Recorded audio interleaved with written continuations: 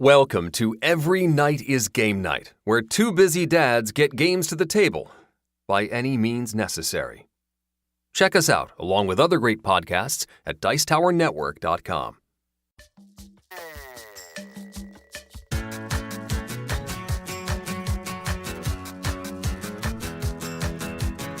Every Night is Game Night, episode 76, Expansions for 2016 Hotness. Hey everybody, welcome back to Every Night is Game Night. This is episode 76. We're going to be talking about expansions for 2016 Hotness, as well as tips to improve your play in Terraforming Mars. This is Anthony, once again with Jason. Yo, my peoples, what's up? All right, guys, so we're going back in time. 18 months. To the golden age of board games. Yeah, I mean, I don't know. These are pretty good games. So. These are top 10 rated games on BGG. This is some really exciting stuff. Or like hotness games too. Like you look at the hotness and things are coming on, but like there's Terraforming Mars and there's Scythe. That 2 years later, people are still playing the heck out of these things. Yeah, no kidding. I mean, it helps that they, at least Scythe and Terraforming Mars, get a new expansion every 6 months. Right. Yeah, like these guys, the developers on these games, they knew what they had because they're like, more content. That's content. Right. So we are going to review 3 games. So the 3 expansions. So expansions for Scythe, expansion for Terraforming Mars, and also the expansion for Star Wars Rebellion. So spoiler alert. We're not going to talk too much stuff about these expansions. These games are amazing. We think we like all 3 of these games. So we're not gonna tear apart any of these expansions. They're all really good. You can bake them all in there and just kind of go. Our purpose here is to kind of tell you what's in them, whether it's just more stuff and it's kind of skippable, or if it really adds some can't miss content to a game. And I think that we're going to disagree a little bit, and we kind of go back and forth on how essential these expansions are. But that's kind of what this spirit that we're going to approach some of these reviews on. Yeah, and I think that's the most useful way to review an expansion. Like, it can be the most amazing thing in the world, but if you don't really need it, or if it's only usable if you play the game 127 times, then, Right. So, yeah, we will kind of give you the lowdown on all 3 of these. So I'm going to kick things off with the new Scythe expansion. This is the Wind Gambit. So it's actually 2 modules in one expansion. The big thing you see, the thing that everybody associates with this, is the airships. Which, by the way, that is I think they started as a fan-made expansion or a fan-made variant or something, and then Jamie just picked it up and developed it into a whole thing. Yeah, we talked to him about this at Gen Con a little bit, and it's exactly what it was. Some fans started it out. His name's actually on the rulebook alongside Jamie's. And I think, Jamie mentioned he did a fair amount of development on it to make it balanced and everything, but it was someone else's idea. So another great example of someone just adding cool stuff to a game and a developer being like, cool, I'll take it. So, with credit, of course. Here's your name on a rulebook. Hopefully we'll pay you. I'm sure he got paid. Cool. So the airships themselves, they're big. They're awesome. They kind of loom over the board. They come with little stands like an X-Wing miniature. There's one for each of the factions. So everybody gets their own airship, up to 7. And really all they do is they add some mobility early in the game. They're a pretty cool addition to the board, but their main purpose is that they can move over the water. Really, they can move anywhere on the board that you want.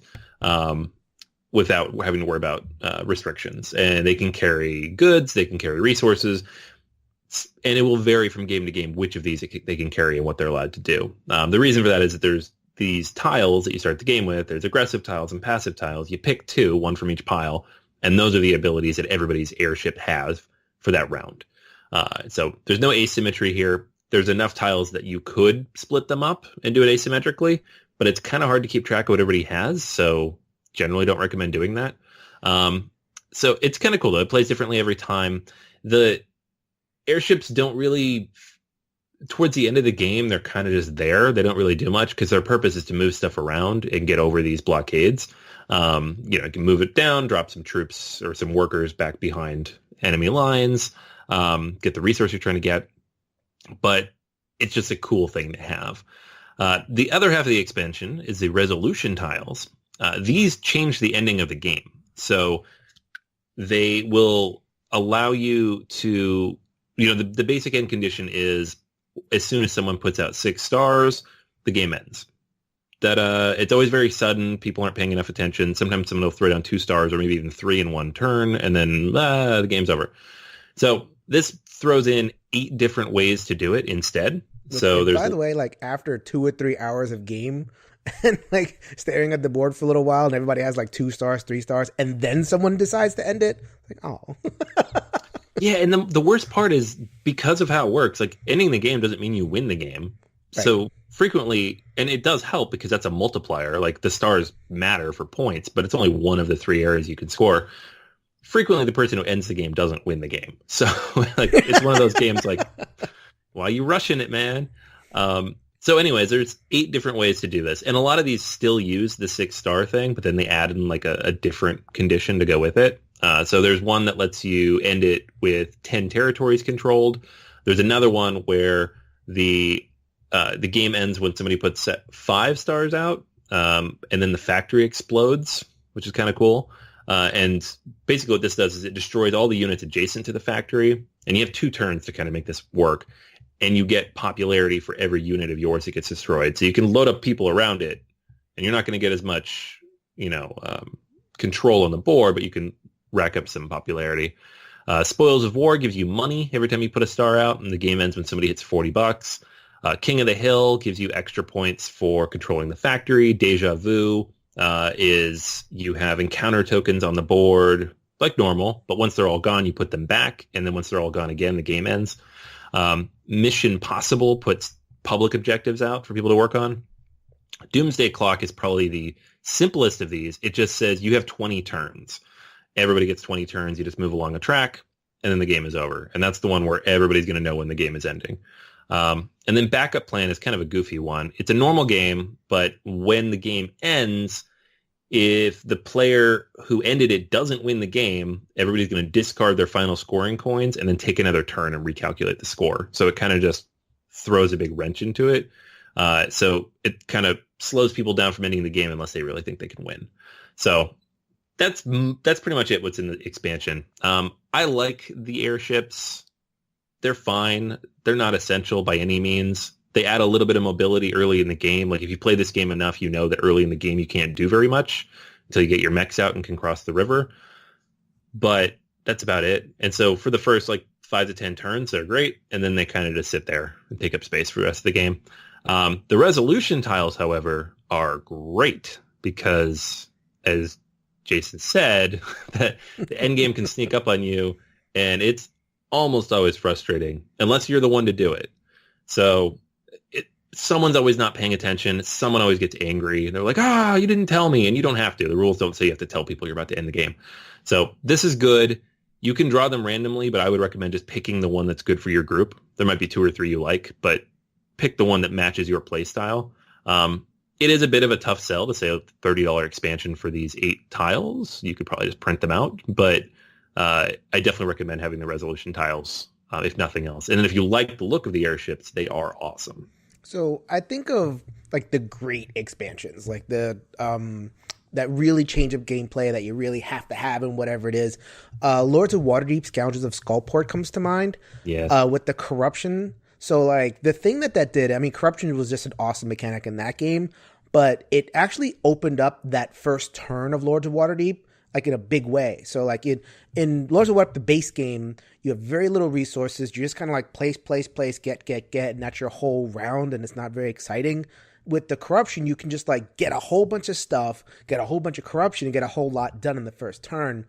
Do the airships do something similar, at least, where that first turn is more exciting, or first couple of turns are more exciting? A little. I mean, the main difference is early in Scythe, you're just going to produce a little bit until you can generate enough to build your mech and move out, right? So that's 5 to 7 turns. It takes a while for everybody to build up. So I think the goal design-wise is to give everybody enough time to kind of get used to the game and feel out their strategy before they start interacting with each other. But in essence, what it is the game starts too early. And the airships are kind of a patch to that, where now you can take 2 or 3 turns, maybe even less, throw whatever you're allowed to carry onto your airship, and then move it out to somewhere else. and now suddenly you're able to go produce something that maybe isn't in your home area. You can only move workers and or resources, so you can't like put your character on there or your mechs. They still have to move the normal way, but it's a way to kind of speed up, what you're able to, like, if you need to get across that river to get to, to mine some iron, now you can do it earlier in the game. So yeah, it's good. It patches a hole for me, in the game, a slow spot. But that's it. It feels like a patch. More than anything like really exciting or, they have to plan for it, anything like that. Okay. Yeah, and some of the people I play with love it, and they're like, we have to play with these all the time, and I don't care. Like, I'll keep them in the box, and there's no reason not to play with them. But it's not an essential expansion, I don't think. Cool. But the resolution tiles do some pretty good stuff. Those are a must. Yeah, you got to have those because, like I said, someone always gets mad at the end of the game. Cool. If you think the airships are cool, the resolution tiles are worth picking up. There's Automa cards in here for everything too, so you can play the airships in Automa, and the resolution tiles all have like variants on the rules if you're playing against the Automa. So you can use these resolution tiles playing solo, which is kind of cool too. Cool. So I'm up next, and I will be perfectly honest with you guys. I am the wrong person on this podcast to do this following review. So so this is a little bit of a troll on my part. So So Anthony has he's bought Star Wars Rebellion. He's a huge Star Wars nut. I'm not. I could care less about Star Wars. But I got a chance to play Star Wars Rebellion with the Rise of the Empire expansion. So I really wanted to talk about it on this episode. I wanted to really get in there before Anthony could get it to the table, just so I can just go, ha ha. I have owned this game since the day it came out, and I have still not played it. It's almost 2 years I've had this game on my shelf, and I've had it set up a couple times. I've had people scheduled to come over a couple times, and it's the game that cannot be played. All right, well, let me make you jealous. Okay. All right, so let me explain a little bit about Star Wars Rebellion, because we have not covered it on the podcast yet. So just in case you don't know what this game is, I'll give as quick as I can for such a huge, 3-4 hour extravaganza. And if you're wondering if you could play this solo, then just like War of the Ring, which this game is very evocative of, that kind of 2-player experience, big war game on a mat. There is a bot out there by BG user Elad, which I will link in the show notes, when the episode drops, that does animate the Empire. So, big old angry flowchart type thing that you just kind of, you run through it. And people don't love it. I'm just reading the comments about it. They don't love it as much as playing 2-on-2. But again, if you want to practice the game, if you want to actually play it, don't let it sit on your shelf, then it's worth a look. Okay. So, the board, and like I said, is a giant board. It represents a huge chunk of the Star Wars universe. So, like, you're not just playing on a planet, you're playing on the entire, span of planets, including like Dagobah and Hoth and Endor, even planets that I've heard of as a person who just doesn't know Star Wars, but I know Hoth. So, as the Rebel player, you're gonna have a secret place on one of these planets. And the Empire's job is so it's kind of a hide and seek game. As the Empire, you're trying to find that Rebel base with a combination of deduction and just military might, taking everything over. Once you find that Rebel planet, you're going to land your forces on the planet and try to defeat the Rebels there. So that's what you're trying to do as the Empire player. As the Rebel player, you're just trying to stay alive. So you're moving from base to base. You're accomplishing missions. You're, kind of sticking and moving, sabotage here and, like a rescue operation there, whatever it is. And along the way, you're accomplishing these objectives, which you get a couple of objectives at the beginning of the game. If you accomplish some objectives, it'll move the timer up of the game. And if you last a certain number of turns, all you have to do is last, the Rebel player will win the game. So that's kind of the back and forth of what you're trying to accomplish. So in terms of turns, each turn starts with a phase where both sides, the Rebels and the Empire, will produce a bunch of units, and you'll draw a number of mission cards so that the units can actually go out and accomplish those missions. You'll also get leaders. So the leaders are very familiar. To anyone who knows the Star Wars universe, I had to kind of go to half of these guys. Okay, who's that? I know Akbar, but who's that other guy? This is so sad for me. I'm looking at your notes and you've spelled some of these planets wrong. I mean, it's all on purpose. The units are like X-wings and F-wings and Z-wings. No, what are you doing to me? Oh, this is amazing. I love it. Okay. The mission cards are kind of where the game is at. You're going to kind of place one of your leaders in a certain spot, and then the mission card will tell you to do a thing. So for the rebels, and that's the side that I played, the mission cards are going to be those things that I was talking about. So you're going to either pull, sabotage a place. You have an objective that says you have to set sabotages up over there. You have to establish influence an entire subsection of the colony. So like there's 5 planets in a little subsection. You have to kind of establish rebel influence, and 4 or 5 planets, or all 5 planets, or something like that. So you basically take turns placing these things. And the interesting part of the game is when you place a thing, the other player has a chance, if they have like a free leader or a free piece, to challenge you. And so they can place their leader there, and you kind of just do this opposed die roll depending on the strength of your forces or whatever you're trying to accomplish. So there's that kind of back and forth of like, okay, I'm going to go here, and the other player has to decide, okay, am I going to counter you, or am I going to let you go just in case I need your counter for something else? So it's like a really awesome kind of cat and mouse feel. So that's the accomplishing missions part. There's also combat in the game, and this is where Rise of the Empire, which is the expansion, really, really comes in. Any review you're going to see of this, you're going to see that, okay, Rise of the Empire, quote unquote, fixes combat. So in combat in the base game version, which we played with it once just for them to show me, or the people that were showing me, it's like, this is how combat used to work. Ha, ha, ha, ha. Now look at how combat works now. In the way you used to do it is that both sides would draw from a deck, depending on if the combat was in space or if the combat was on the ground. You'd pull 2 cards, or you'd pull as many cards, I think base 2 cards, and then you get bonuses depending on which leaders were out there, which units are out there, whatever it is. And that's what you got. And, it's kind of random. And there's already it's a Fantasy Flight game, so of course there's dice resolution. So you have card deck RNG and dice RNG.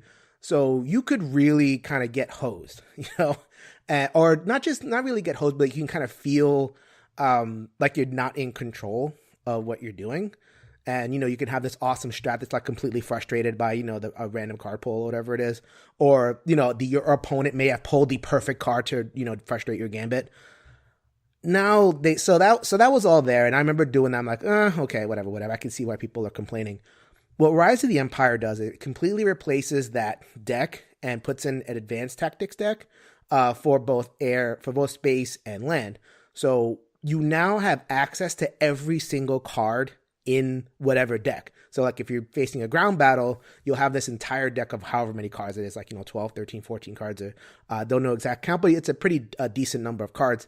And each of the cards, they either do a thing. So add, a success in your dice, or, you eat, or gives you this really basic buff, or add 1 black color damage or whatever it is. Or if you have a certain troop on the field, so let's say you're attacking with a bunch of X-wings, or you're attacking with a bunch of the other units, you can use the card for that more special effect. Your enemy, your opponent, if he's played or she's played a number of times, knows what cards you have, because the decks are pretty much the same. So they know what you could play. So they might be able to play something out of their deck, which kind of counters it. So there's it introduces this whole meta game that's really interesting. And then once you use the card, it's gone until, you spend through the deck and you can kind of draw again. So it's really cool. It adds this level of strategic depth to the combat part of the game. Combat is still based on dice rolling. Let's not kid ourselves. So there's that aspect to it. But I gotta say, as somebody who does not love that dice resolution combat stuff, the way they did it was amazing. First of all, the advanced tactics decks are totally where it's at. I really loved it. Second of all, the way that the flow of the game happens. So you can say that, okay, I'm going to spend my first couple of turns attacking, and then I'm going to see how that works, and that affects the rest of my turns. or, I'm going to set it up for the end and I'm going to save a lot of buffs so that I can get a lot of mitigation and, add dice or whatever it is. There's so many ways and tactics to be able to kind of go back and forth in the dice. It feels awesome. And like, I know I'm focusing on the combat. That's really what Rise of the Empire, that expansion pack, adds to that advanced tactic deck. Of course, you get more goodies. You get more leaders, which is, the leaders I think pull from Rogue One. You get a new Death Star. So the Death Star exists in Star Wars Rebellion because it is playing out the first, the quote unquote 4, 5, 6 movies, I guess. I don't know what do you Star Wars people call the 4, 5, 6 part? The original trilogy. Thank you. I love that you're burning with rage. Ask what it's called. Come on, man. The original trilogy. There you go. It pulls from Rogue One, which Rogue One kind of picks up right before the original trilogy. So you have this like Death Star that's unfinished, so that you have to actually play cards in order to finish it. So it kind of, moves the plot forward that way. It also adds, this is the more unexciting part for me. Like, it adds all the different, like units and all that kind of thing that appeared in Rogue One, or adds these different things, which in gameplay terms, I say it's not that exciting. In gameplay, just seem like sidesteps. So like, you can either take this trooper or that trooper. It's like, well, what color dice do I want to roll? I mean, it doesn't really matter, but I can see people being really excited about that. I like Star Wars Rebellion. I really didn't think I was going to have that great a time with it. Holy wow. I loved Star Wars Rebellion. I actually kind of want to play it right now. Anthony, next time we get together at a convention, let's go play it. Yes. Done. I mean, maybe. It could be cursed for me. I don't know. Who knows? You could set it up, and then someone will call in a bomb scare to the friggin' convention center, and we'll all be outside and be like, my game! I'm tired. Let's play Shiba Inu House. Sorry. No. But, so, I mean, I hope that I gave you a sense, at least from a mechanical perspective, of what this game, of what changed. Like, the thing that you get in Star Wars Rebellion Rise of the Empire is the advanced tactics decks, at least from a gameplay perspective. Having all that RNG in the original, and then having it mitigated in such a cool tactical way, I can't recommend this expansion enough. If you're going to have Star Wars Rebellion, I absolutely recommend picking up Rise of the Empire. Cost, I'm not really sure how much the second thing costs, but if you're already in for that giant box of Star Wars Rebellion, then man, just throw it in there, have a good time with it. So I can't recommend this enough. Sorry, man. I know you had to suffer through that whole description. It gave me a sense of glee.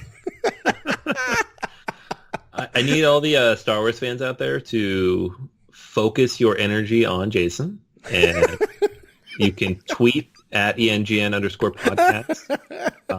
If you want to message me, I'll send you his email address. That's cool. Oh, no. You dirty rat. Let's bring him down. That's right. They're just going to harass me and be like, how have you not played this game? I'm like, yeah. I can't wait for Anthony to get me back for this one. Anyways, so let's talk about the third expansion here, and this is going to lead into our final topic, and that's Terraforming Mars Venus Next. This is the second small expansion for Terraforming Mars of a planned 6, I think they said. So there's a lot of stuff coming. And so a lot of people are a little disappointed with this one because they thought, Venus, they thought it'd be a new board with Venus and new mechanics. And it is a new board, but it's a very tiny little board. It has a track on it, so there's 15 spaces. The spaces on the track will get you. They bump up your mega credit production, not your mega credit production, your terraforming rating, like anything else. But they don't count towards the end condition of the game in the multiplayer version of the game. It's just a separate track that can be beneficial if you want to use it. It comes with about 50 new cards or so, plus 5 new corporations, most of which have to do with this Venus track. There's also a new Venus tag and then a new floater resource, which doesn't really mean anything, but it's just a new type of resource that's on some cards. And so the gameplay is exactly the same. You're going to mix those cards in. It says you can take out the corporation card or the corporate era cards and replace them with this, but swapping in and out different modules into that giant deck of cards is a nightmare that I don't recommend. So just throw them all in, whatever. It doesn't really dilute the deck. I think there's just enough cards to make it so it's fine. The the way it plays now is at the end of each round, the current first player is going to move one of the 4 tracks up. So this is it keeps the game from dragging on a little bit too much because you have a 4th track now, and while it is optional, some people might focus on that, and then that means even less focus on the main global objectives, which is frustrating. If you've ever played a 4-hour game of this, that's usually why. So this kind of deals with that a little bit. So the 5 new corporations have some interesting stuff. There's Venus floater options. The one I liked was Manutech. You get resources whenever you increase the production on something. So if you bump your heat production up 1, you also get a free heat that goes with that. So if you play that right, you can get a lot of free resources out of it. And that's pretty much it. So far, that's what these expansions seem to be, just a couple small little hits that kind of tack on to the main game. In the solo play, the new track for Venus is required, but with 14 rounds and moving something up for free at the end of every round, it really only adds a couple of extra steps. So it makes the game just a little bit harder, but not a lot harder. And so that works pretty well. The really interesting thing about the solo play is that now you have some strategy to work with. So because at the end of every round, you get to move up 1 track for free. And when you move up something for free, keep in mind, you don't get the bonuses that come with that. So it's the UN, I think they say. It's some far off entity is doing it on your behalf. The government is doing it. So you don't get the benefit of it, but some of the cards you might have in your hand, especially in the solo play, would be you need to have oxygen at least 3 to play this card, which will be very useful for this other card. Now you can get oxygen up to 3 by the 4th round just by doing that. So strategically, it does have some interesting stuff to it. Now, is this expansion necessary? Not really. No, not necessary. No, neither of these expansions feel necessary unless you play the game a lot. I said the same thing about the boards. You don't need new boards unless you've played this game 30 or 40 times and everybody at the table is like, well, this is where you start and this is what you do here. And like, you just need something a little bit different to mix it up. This one, it really only adds a couple of new things to it. And really only one person probably at a table is going to be able to focus on Venus and do anything interesting with it. So in most games, it doesn't really add anything for anybody, except for that one person who goes for that. On the solo side of things, it's interesting. I mean, I leave it mixed in, and I just play with that now. I do like that little bit of strategy of moving up the tracks at the end of every round. You can't really do that otherwise, because otherwise it'd be too easy. So it's kind of an interesting thing, but not at all necessary. This is definitely for power players. Mm-hmm. I think my disappointment with the game, as opposed to what Star Wars Rebellion Rise of the Empire did, which was introduce a whole new way to play something, like there was something that needed to be fixed, which was the combat. So they gave you a fix, and it happened to go from a weakness to a strength.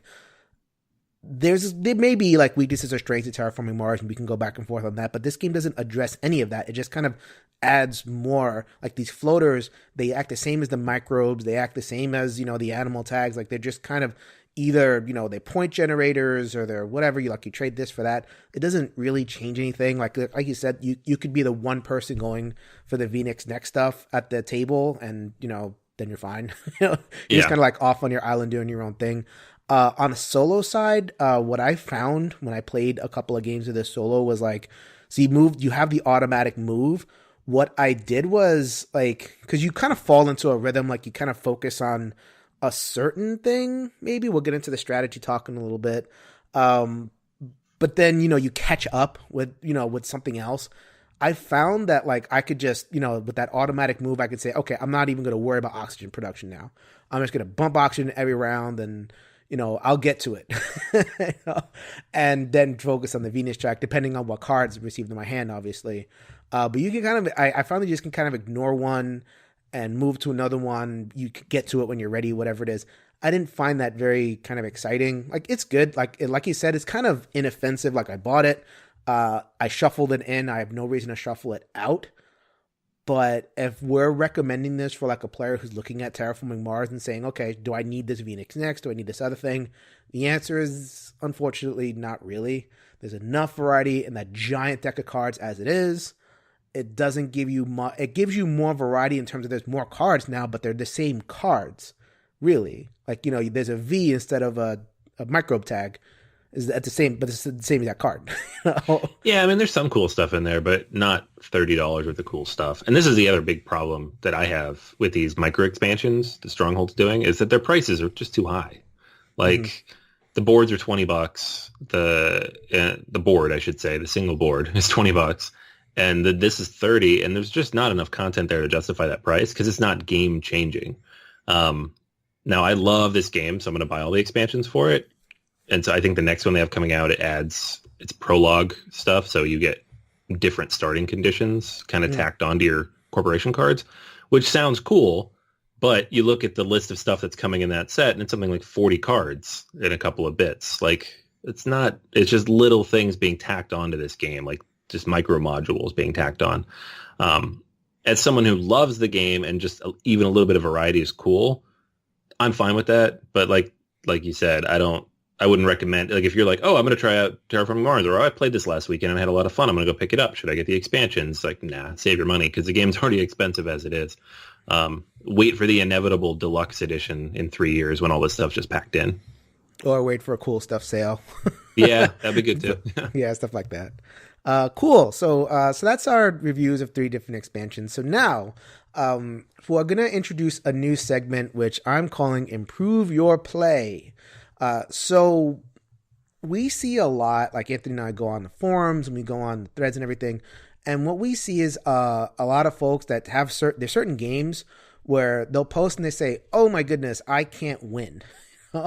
Or I've played this game 7 times, 8 times. I can't figure it out. I can't win, or whatever it is.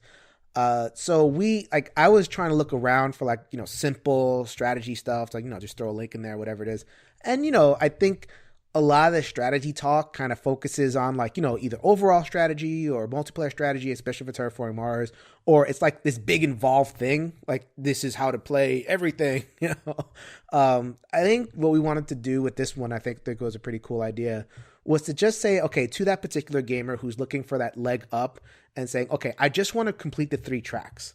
And I want to just get my bearings so that I can start playing the game pretty well, and then I'll figure it out from there. So, I think Anthony and I have both played Terraforming Mars solo a lot. Anthony probably more than me, but I've beaten the solo thing with every starting corporation in the base game with various successes. So I've played the game a lot as well. So we wanted to kind of share some tips and tricks and strategy going through, the opener and the first turns and the middle turns and all that kind of stuff. Just to what to look for, what traps to avoid, and just let's see if we can get you to finish off those 3 tracks with a pretty consistent basis. Anthony, you can pretty much finish all 3 tracks with any solo player, right? Yeah. At this point, I'm a little surprised when I don't, which happens sometimes. Like, I just played it. I pulled this out over the weekend in prep for this, and then ended up playing it like 4 or 5 times. But I just left it on the table. But good. There's one thing about Terraforming Mars. We're not reviewing the game here, but there is a luck element to the draw. And if you set up a certain strategy and just don't get the cards you need, then there are times in which you can lose. But I think in general, if you stick to a strong strategy and understand the kind of flow of the game, you can knock the 3 tracks out without any issue. Then it's just a matter of what your score is. So we're not going to cover getting a high score. We're not going to cover we're not experts. We're not like the people. I'm sure people are going to listen to it and go, oh, you guys don't know how to play. You need to do this, this, and this. Okay, we're just trying to get people to finish tracks over here.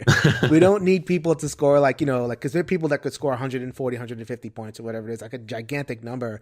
Not that interested in that. I mean, because there is a luck element there, like you were saying before. Like in a way, in order to really pop the scores, you have to make some different decisions. You have to really go for stuff. You have to be willing to lose a lot, to be quite frank, because you have to wait for certain cards to come out, and then you pop the high score. So I'll just leave that. You guys can look that up there. But this is just consistent winning, consistent meeting of the conditions. So let's start with the very first choice that you make in the game, your starting corporations. Do you find that they matter? Yes. When you're first learning how to play, like you said, you can beat the game with all of them. There's none that are like, oh, this one's impossible. But I remember when I first started playing the game and played it a few times through, there were a couple that were harder than others. Mm-hmm. Things that you get benefits from other players, quote unquote, make the game a little, like those are balanced for playing with a group of people. So getting money or increasing income when someone else builds a city, for example. And forgive me, I don't remember the names of all the corporations off the top of my head, but that one in particular is a little rough. I think the one where you get points for events being played is a little rough. That's the Tharsis Republic. That's the one where it's like I didn't even like got benefit of the power once. I think that cities are basically underpowered, which is kind of our first tip. At least for me, I think the cities are way underpowered. I made that mistake when I first popped it open. It's like, I'm going to make a bunch of cities and it's going to be great. No, don't do cities. Like, like sometimes they make sense if you have discounts on that particular card and that particular card is going to ramp your income up a bunch. But like the city itself is very expensive and is worth at the most 6 points at the end of the game. Mm-hmm. Okay, so then, I think the corporations that, give you iron, like the mining guild, gives you a lot of steel so that you can get your buildings going, like stuff that just gives you kind of resources without having to depend on other people. Those are good corporations to kind of start with. Okay, now we've picked our corporation, so we're looking at the opener. We're looking at that initial 10-card draw. How many cards do you generally keep around or try to keep around? 3 or 4, unless a bunch of them work together really well. But yeah, if you spend too much money out of that an opening draw on cards, it makes like the first 5 rounds that much harder. Yeah. And then there's certain things I like to look for. So like science tags in particular. If I get like 2 or 3 of those, I know there's cards in the deck because science tags are awesome because they allow extra card draw. And card draw is like, you want to mitigate the luck in this game, draw more cards. Mm-hmm. So if you can get a couple of those in the hand, I kind of keep those. If there's only one, I'll probably look to move on from that. And the synergies, I think the synergies are pretty simple enough in the game to kind of see, what will synergize. So if you have like a bunch of energy tags and, like you can convert all that energy into something, then go for that, What else? Asteroids. Blow stuff up. Okay, so that's something. So this is part of why I wanted to talk about this because I think people approach this game as an engine building game. I have to build my engine. I have to build my money. I have to build my steel. This isn't quite that, and that asteroids kind of tell that story. Yeah, no, it's interesting because it can be an engine building game, but there is always that luck element. Like you can be building an engine, and in the end, not get the card or 2 you need to really execute the engine towards the end. The asteroids, however, these big 30, 40 cost red event cards can, in one fell swoop, increase, 4 or 5 of these global objectives all at once. And so, yeah, like the cost per each of those is well worth it, especially if you have anything else out there that gives you discounts. Like if you have titanium production, most of these cost titanium, have a space tag on them. If you have, discounts on events or money back on events, even better. But even if you don't have all that stuff, it's worth it if you have the cash. And even if you don't, just to hold on to it for a little bit and throw these big cards out there. Because, yeah, it doesn't help your engine, but the goal of the game is those objectives. So, yeah. So, so a couple of mistakes that I noticed newer player makes are people who are just kind of like, they can't fulfill the objectives. Number one, they feel compelled that they have to build something every round. They see, 14 rounds, I have to get on the horse, I have to, start laying down cards and, I'll get more cards that complete the engine. And like Anthony was saying, if you don't get the couple of cards that kind of finish that engine off, you're just going to be dead in the water. In particular, this is the second thing. I think a couple of players focus on building the money engine, like your mega credits. And that's kind of from other games, right? Like we've played these games where you have to, build these engines and get a lot of points and, or like get money to buy resources to buy points. In this game, like money is cool, but your money comes from the terraforming track, it doesn't really come from your engine. Like you might get it up to like, 6 or 7 if you really focus on it. And that's like way high for the first couple of rounds. But if you can kind of save up for that giant, like, a Demios down or, these big 40-point cards, you've just, you've increased the terraforming track and you've increased your money. So with one card, you've done what you needed like 3 or 4, buildings or to do. So like that other person is building quote unquote their engine and chugging along. Meanwhile, Anthony comes in with his giant asteroid and goes boom. Yeah, and here's the thing too, like every single game you play, those first 5 or 6 rounds are going to take a grand total of like 6 minutes, and you're going to get maybe 1 or 2 objectives up. And everybody gets stressed out about it. You're going to do the vast majority of the work in this game in the last 4 or 5 rounds. So you don't get stressed that you're not getting these objectives, or you're not generating a lot of income or doing anything really cool early in the game. 14 rounds is a lot. That's like twice as many as you'll see in a multiplayer game, possibly 3 times as many, depending on how many people are playing. You have a lot of time. Oh, and this was a misunderstanding that I saw on the boards. Not sure if this is the issue people are running into. I think some people thought that you only get 2 turns because you only get, or 2 actions, and then you have to complete the round because you only get your either 1 or 2 actions in the multiplayer game while you're playing out the round. So like they were like, oh, 2 actions, 14 rounds, 26 actions. How am I supposed to do this? Yeah. You can take as many actions as you want, man. I literally made that exact mistake the first time I tried to learn to play the game, and it's because the rule book is poorly written. So it's like, and this is a common problem. You finish the game and you're like, all right, I have 1,000 resources left over and I lost by 70. Huh. like clearly I'm playing this wrong. But yeah, don't do that. Right. So what else? So a couple other things. So now we're talking about, we're past our initial draw. We're into our first turns. Anthony mentioned that, in your first 4 or 5, maybe even 6 turns, you might not even get anywhere. Like from your plays, at what point do you, like, I know you win pretty basically all the time, but is there a point where like is there a round where it's like, oh God, like you recognize how poor you're doing and it's like, just call a wipe, as they used to say in WoW? Or do you like play it out to the end no matter what? Yeah, I mean, I think I always play it out to the end just because I want to see how close I get and how much I can manipulate out of it. But like by round 9 or 10, if just looking at all the different tracks percentage-wise, I can tell, like this isn't going to happen. Or if I have no cards in my hand or something in round 9, I'm like, I'm not going to be able to generate the card draw I need, and I can only draw 4 a round, and they might all suck, Those are the kinds of situations in which you're like, yeah, I might as well start over, because if I don't have cards, it doesn't matter how much money I have. You can't buy your way completely to the win. Getting into the mid game, like, okay, what I tend to do is I tend to, like, the heat kind of comes. Like, you can get heat pretty easy. And you can get the oceans. Like, the oceans I usually pay for. Like, unless I see, like, a card that comes out. Like, if there's a card that gives you an ocean, always buy that. It's always worth it.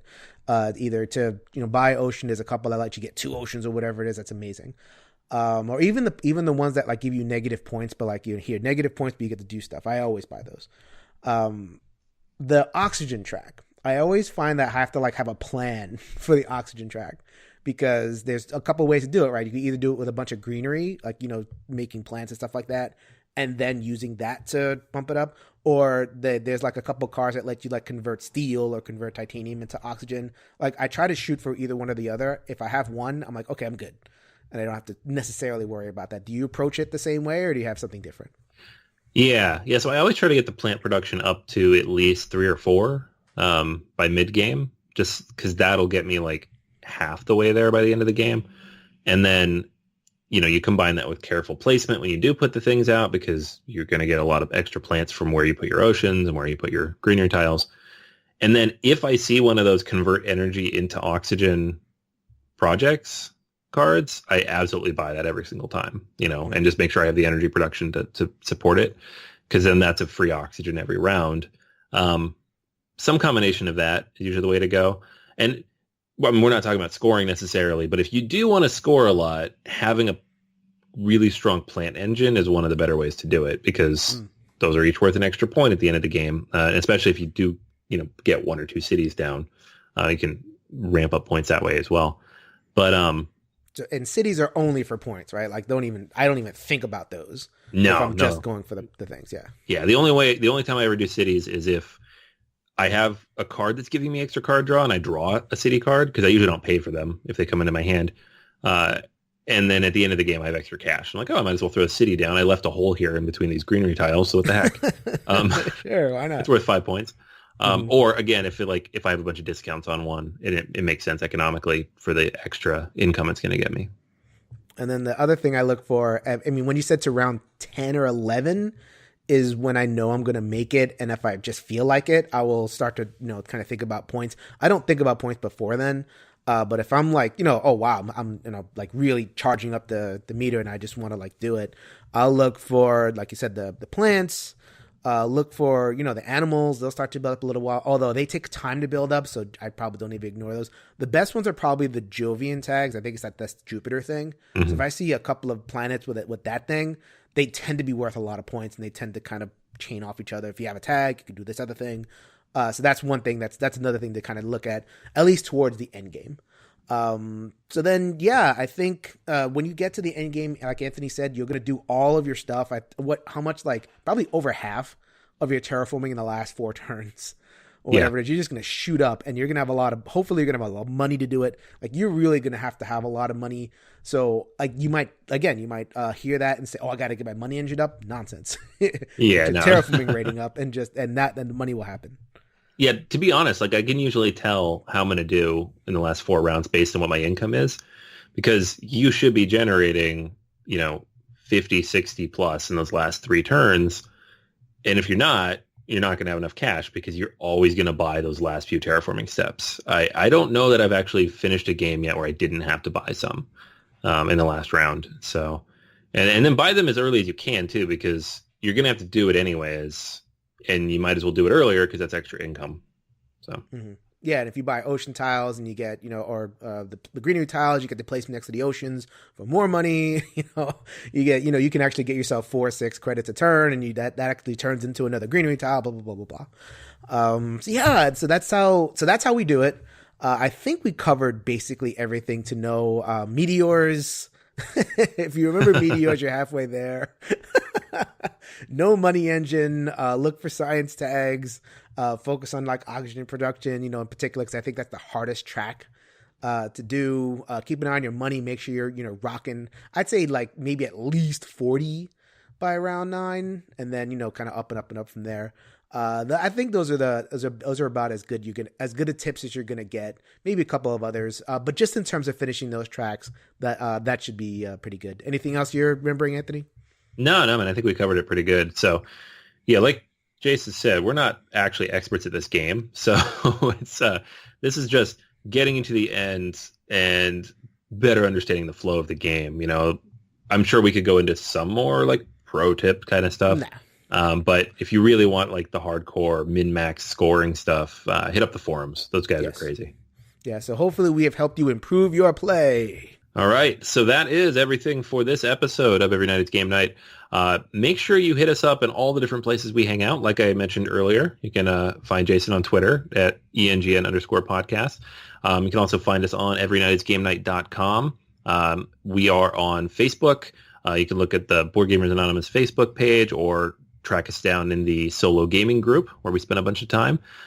So yeah, stop on by. Let us know if you have any questions, if you have questions about Terraforming Mars, or if you want to tell us some of your own pro tips to kind of knock this game out and make sure you finish every single time out. Let us know.